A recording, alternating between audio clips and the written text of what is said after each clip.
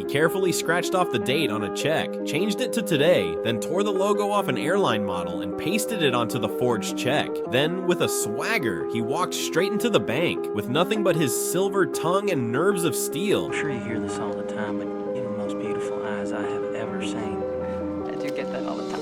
He pulled off the first scam of his life. He was only 16. That teenager would go on to become the most brazen con man in American history. He once posed as a pilot, flying more than 3 million kilometers for free and traveling to over 20 countries. He impersonated a doctor and even became the head administrator of a hospital. He faked being a lawyer and landed a job as an assistant to the state attorney general. So how does a top-tier con artist come to be? First, he had to be deceived by his own parents. His father was a brilliant entrepreneur, admired by thousands. His mother, a beautiful housewife. Together, they seemed deeply in love. But life took an unexpected turn. His father's business collapsed. The mansion was seized by the bank, the luxury car repossessed, and the family was forced to move from a grand estate to a cramped apartment. Their once glamorous life hit rock bottom overnight. Not long after, Frank felt betrayed once again. His mother, it turned out, never truly loved his father. The moment her husband went bankrupt, she married a wealthier man. Frank was pulled out of his elite prep school and transferred to a regular public high school. On his first day, he still wore his private school blazer. He quickly became a target. As he walked into class, the school bully sneered, saying he looked like a substitute teacher. That jab sparked an idea.